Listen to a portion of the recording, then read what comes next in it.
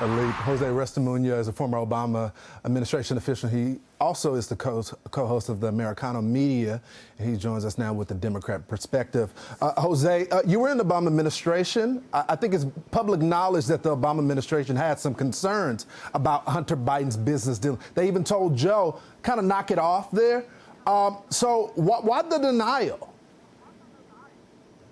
Well, look, I think there's nothing to deny. I think, look, when you see a Department of Justice under Joe Biden that is investigating his son, and by the way, there might be some criminal things there might be some criminal accusations that are going to happen under this Department of Justice. I mean, you see the independence, Lawrence, of the Department of Justice and the executive branch. It shows you the importance of democracy. But Hunter Biden is a private citizen.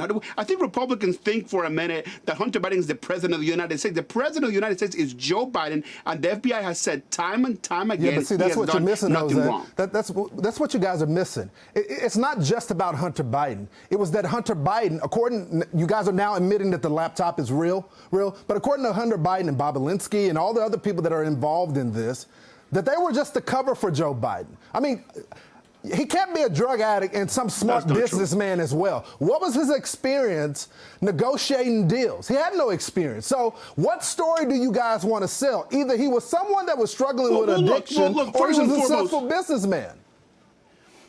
Well, look, there's been many successful entrepreneurs in our time, Lawrence, that have been drug addicts. I mean, that's just a fact, right? So, look, I can't speak for Hunter Biden's experience as a businessman, but what I can tell you is Joe Biden is the president of the United States. He has done nothing wrong. We look at what Senator Grassley and Comer are doing.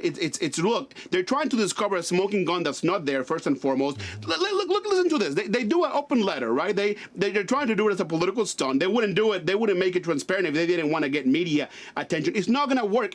Grassley, for 5 years, Lawrence, has tried to connect Joe Biden to his son for doing something illegal, and they haven't been able to do it. What makes you think that they're going to do it now? You know what else? It's a waste of time, and it's a distraction from the issues that we care about. I don't think it's a waste of time, especially considering a lot of Americans said it would have changed the way they would have voted if they would have known about the laptop, but that was suppressed by big tech as well as people in the media and the Democrats, with all these letters saying that it was Russian disinformation. The president and his allies lied to the American people. But I want to go to something else.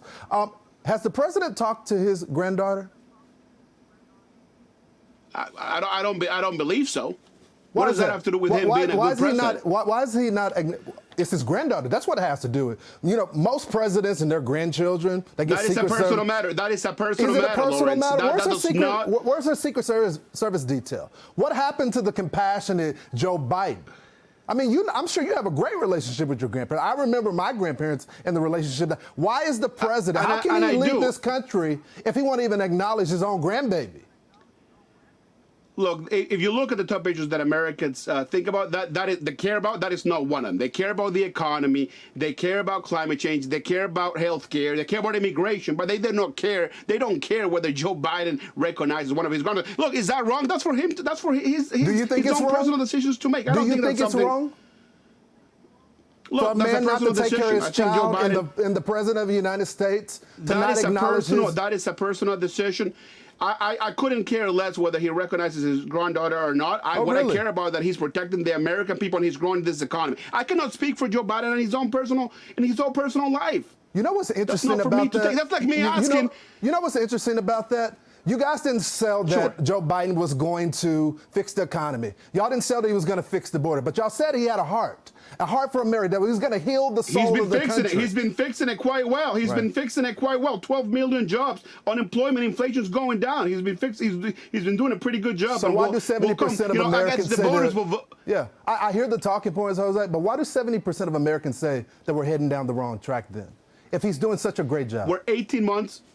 Look, and I get that. It takes time for the American people to obviously feel the positive effects of what Joe Biden is doing, including the inflation reduction and including the infrastructure. So it takes time, and I understand that. But we're 18 months away, Lawrence, from an election. That is light years when it comes to the political world.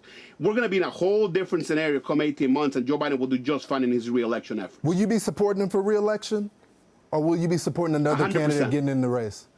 I will be supporting Joe Biden for president. There's no doubt about that. When is he going to start taking questions from the press? He's been taking questions from the press since day one. He's done over 50 interviews.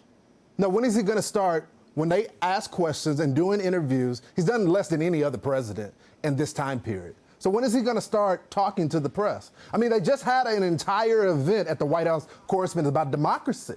And part of democracy is that we get to question our commander-in-chief. He goes overseas and says nothing to the American press. How can we hold him accountable? Well, a few things. And I'm not saying do an interview with me, but you got Brett Baer, who was a fantastic journalist. You got other journalists that want to ask him questions. He should do one with you.